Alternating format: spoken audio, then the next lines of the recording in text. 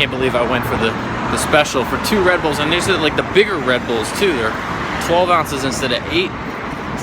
Remind me to tell you my Red Bull story sometime. Sunday morning, I'm headed down to Hermosa Beach to play at this club called the Lighthouse. I don't know if we really call it a club anymore, but it's the Lighthouse. It's like the Lighthouse, as in Elvin Jones live at the Lighthouse, and Cannonball Adderley live at the Lighthouse, and Joe Henderson live at the Lighthouse. Same club.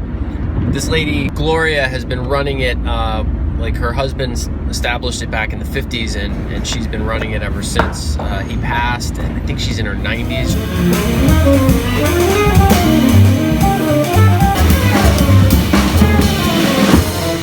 It's been another busy week, more recording sessions and gigs. Last week, I got to record with Vinny Colaiuta. If you don't know who Vinny Colaiuta is, Google him, Wikipedia him. He's like a drumming hero of mine. He's a drumming hero of my drumming heroes. Like pretty much any drummer alive will tell you Vinny is at the top of the food chain.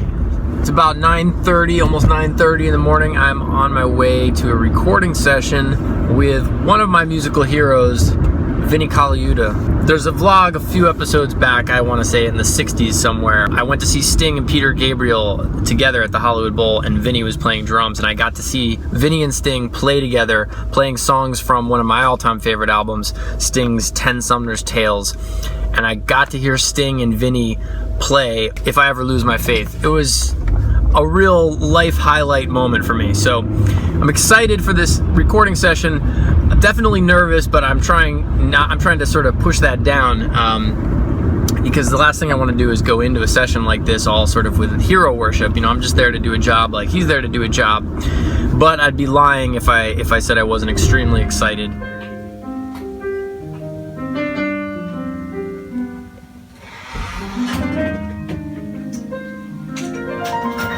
It was a fun day. Vinny was super cool.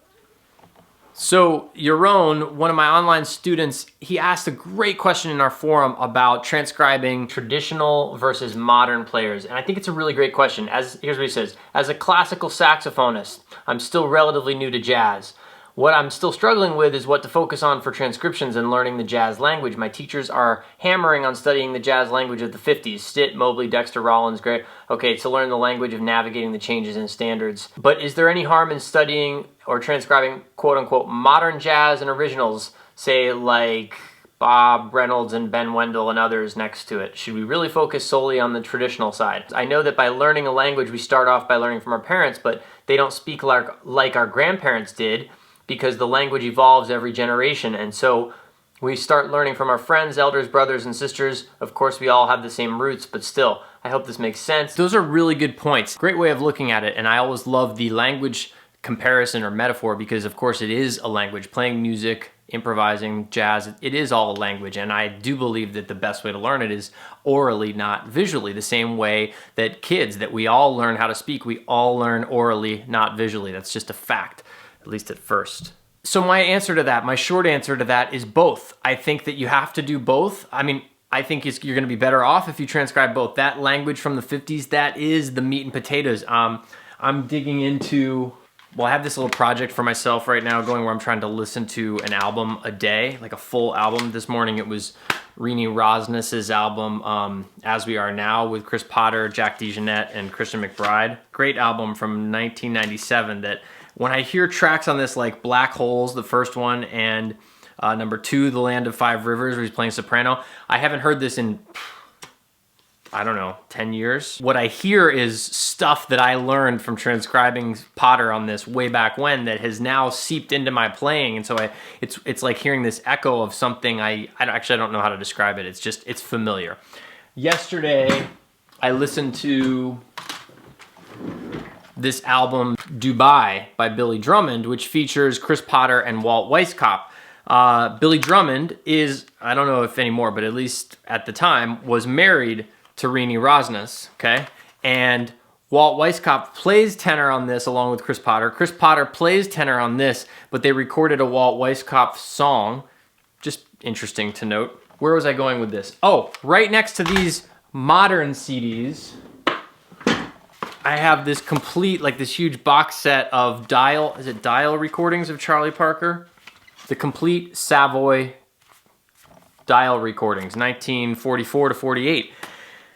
They go side by side, hand in hand to me. I mean, yes, there's so many differences, right? But if you transcribe Chris Potter and you transcribe Charlie Parker, it's only a matter of time before the bell goes off that says, ding, same language here. I mean, of course they're different people and different times, and it's not the exact same language, but I mean, Potter would tell you this absolutely to your face, that he comes straight out of Charlie Parker among other people, but Bird is like the roots of this stuff. 1997, 1947, Charlie Parker, Chris Potter.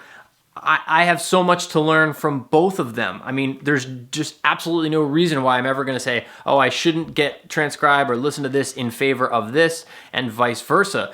If you don't deal with this, you're missing so much of the story. I mean, my progression has been that as I've gone forward, I've found myself going backward, meaning that as I've progressed as a musician and learned more about jazz, about improvising, as I've gone forward, I've found myself digging deeper and deeper backwards into the older recordings and enjoying them more. When I was younger, when I was starting out, I did not enjoy the older recordings as much. I wanted to hear the modern day stuff, all the young players with the modern, recorded in modern studios and modern technology, stuff like that. I think that's totally natural, because it feels more relevant that way. Something that's recorded in the last 5 years you're gonna feel more of a connection to it in a certain way. But when I hear these older recordings now, I'm mystified and inspired and surprised, and I find a lot of joy in that. There's another record, I don't know if it's under W for Webster, Coleman Hawkins and Ben Webster with the Oscar Peterson Trio. This record was sort of the half of the inspiration of a record I did a couple years ago with my friend Juan Roland called Deja Vu. This two-tenor meeting, and this is something where early on, I remember not being interested in listening too much to Coleman Hawkins, or, I mean, I listened to Ben Webster, but not a ton, and now I love him. I can't get enough of him. So that's what I mean about the back and forth. So I think that's totally natural. The moral of the story is get both. Just get both.